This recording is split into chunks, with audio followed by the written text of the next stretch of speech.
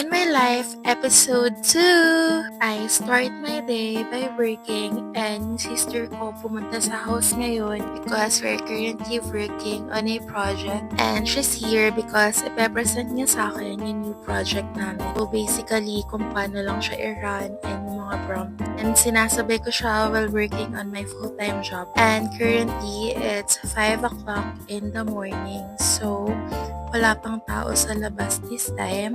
And of course, Kuya Seb has class again. So, ginising ko na siya and hindi naman din siya mahirap gisingin. Since our space is limited, we decided to put a small walk-in closet para nakatago din yung mga clothes namin. So, ang agenda ko today is magtupi. But si Patrick din nagtupi niyan talaga. And may cute mirror lang here which I got from my sister nung housewarming namin. And finally, dumating na din yung next material namin ni Selena. So, I bought this straight from Australia. And after unboxing, si Kuya pala is nakaligo na and ready na siya pumasok. And he will be turning 10 years old na pala in 2 weeks time. So, time flies talaga. Dati siya lang yung baby ko. And ngayon, di na nakakapasok ng hindi nag-perfume. And nagpaalam na siya, papasok na daw siya, and kaya niya na pumasok alone, which I am super proud. And of course, back to work. And after how many minutes, nagising na rin si Selena, and kausap niya yung tita niya sa phone. Today, may work din si Patrick. So, currently, he is working with our family business. And yung work niya today is mabilis lang din. So, I think by lunchtime, uuwi ulit siya. As usual, si Selena, hinahabol niya yung tatay niya at nagsimula na siyang umiyak. So, usually, ito talaga yung scenario namin kapag isa sa amin yung aalis. Kasi si Selena, nasanay siya na kami lang yung kasama niya at nag-aalaga sa kanya. Throw garbage.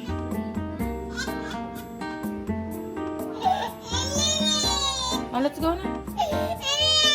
Fast forward, I love my standing desk talaga kasi most of the time, ayoko yung nakaupo. So, nakaka-work ako kahit nakatayo. And breakfast time na ni Selena at ang breakfast niya for the day is pandesal. So, ayan, kumakain lang siya mag-isa and naka-recover na siya sa pag-alis ng tatay niya. And fast forward, nakapag-lunch na pala siya this time and nakatulog na. So, yung house namin, hindi laging malinis and naglilinis ako kapag nap time ni Selena, mga after lunch. So, ayun yung me time ko.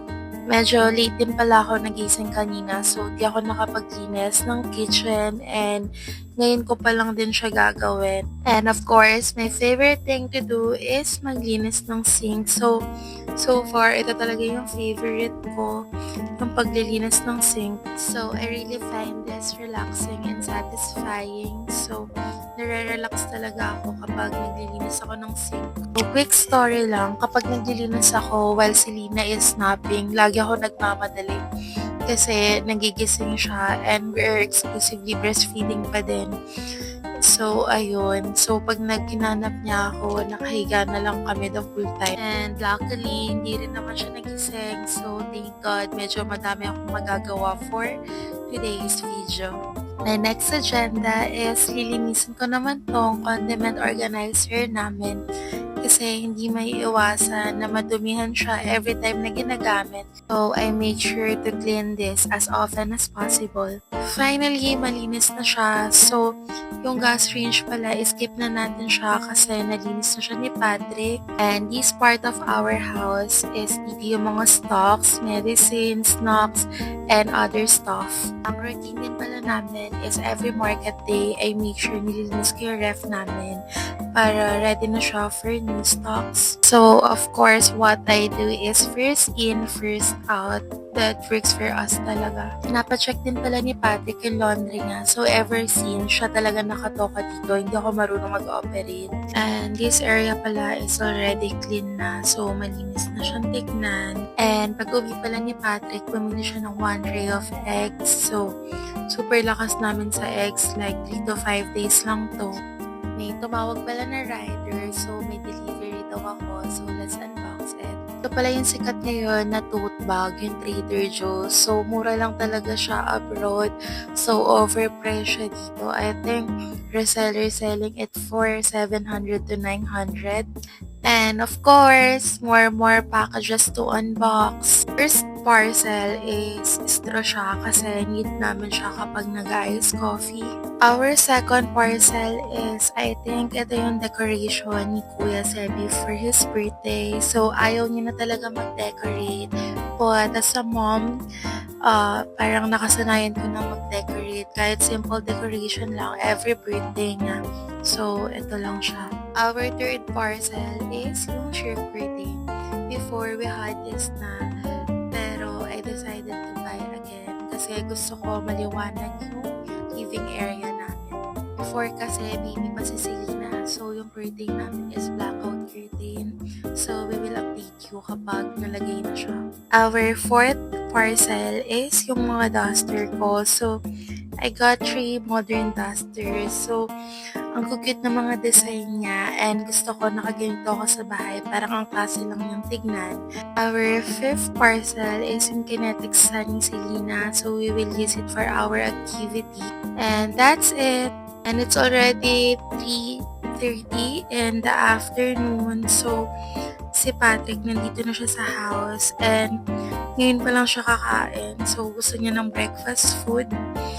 So, first meal of the day niya ngayon. So, ayan daw yung food niya. And Kuya Seb is finally home. So, ang class niya is 7 a.m. to 4 o'clock p.m.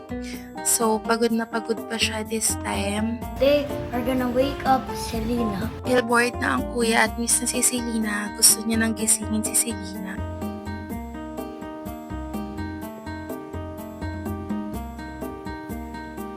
Good morning! Good morning! Baby! Baby! Baby! Hello. What's that? Baby! Hug. Morning! Ay, good afternoon. Kuya! Wow! Kuya! Stop!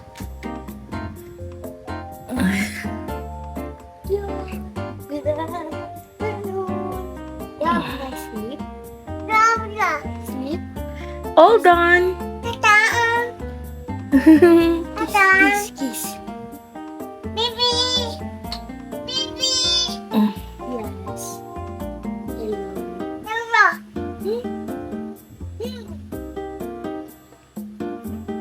Ganyan sila ka-sweet every time nagkikita sila and si Selena tawag niya sa kuya niya baby kasi tawag ko kay Seb baby din.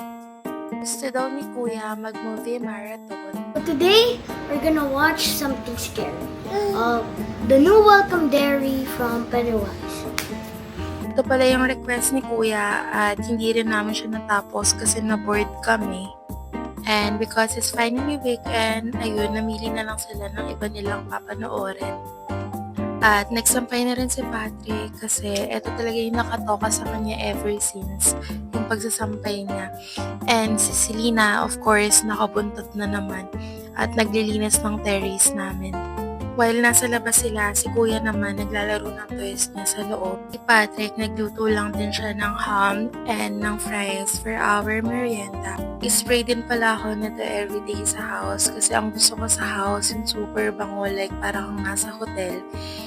Kaya gusto ko mabango yung house namin. So, non-negotiable ito sa akin. And yan pala sila, nanonood sila ng travel vlog. Well, si Selena, inaagaw niya yung pabango sa akin. And ito si Selena, hindi pa rin siya tapos mangulit. Kinukuha niya yung pang spray. And share ko lang, mga after ilang minutes, tumawag si mama and nag-aaya kumain sa labas. So, we had dinner lang sa Chinese restaurant. And si Selena, ayan na naman siya, babae pero sobrang kulit. Yan, hindi siya natatakot. Lagi niya yan ginagawa. So, that's it lang for today's episode. And I hope makagawa ulit kami ng another episode for A Day in My Life. So, ayun lang. Thank you. See you on our next vlog. Bye! Thank you for watching. Bye-bye.